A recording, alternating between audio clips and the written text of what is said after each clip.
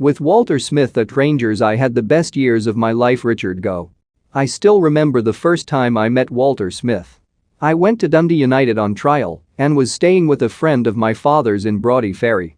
Walter picked me up for training on that first morning in February 1980. He continued to do that until the end of the season. We trained morning and afternoon together because Walter was looking after the kids at the time. That very first night, I actually played alongside Walter in a trial game against Arbroath at Gayfield. He was at full back, I was at centre half. This was the start of a long friendship. He was a great man, a wonderful human being. Walter was no soft touch. Myself and Ralph Milne, who has also sadly passed away, used to put Walter in the small boot room as 17 or 18-year-olds and try to knock him about, without any success. His nickname was the Bear for obvious reasons. I was very lucky to have him in my career for so long. Save a year at Tottenham, Walter was involved almost throughout. I came to the US briefly in 1998-99 and called him to say I was coming back. I was 37 and Harry Redknapp wanted me at West Ham to help Rio Ferdinand. Walter said, "Well, if you are coming back, you're coming back to Everton." He had a very tough task at Everton.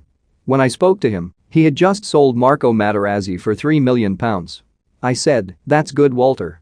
You are selling Marco for all this money and getting me on a free transfer at 37. That'll go down brilliantly with the Evertonians." And they were wary until we drew with Manchester United in my first game. It was very difficult for Walter because he never had the money he wanted and could never sign the players he wanted. The fact he was getting me on that free transfer showed what he was putting up with. Yet nobody ever had a bad word to say about him at Everton. He remained very well liked there. Jim McLean had identified at Dundee United that Walter wasn't going to be a great player but would be a great coach. I played in reserve games a lot with Walter and learned so much. He had every young kid, myself, Ralphie, Maurice Malpas, back in the afternoons working on our game. He was fantastic with the young players. Walter went to Rangers as assistant manager and Graham Souness tried to sign me, but Jim McLean was having none of that, so I went to Tottenham. Because of the English clubs not being in Europe, Rangers managed to get me back to Glasgow, and there began the best 11 years of my life. Graham will say himself he couldn't have done what he did with Rangers if he didn't have Walter Smith. We were in such a good place, the best players in Britain at that time including half the England team. I was the captain when Graham left. I remember the call from Chairman David Murray and he asked how the players would react if Walter became the manager. I told him the players would be absolutely delighted. We all were, we knew what we were getting, and Walter got us over the line to the title immediately. We dominated from then on, really. People say it was easy, but it wasn't at all.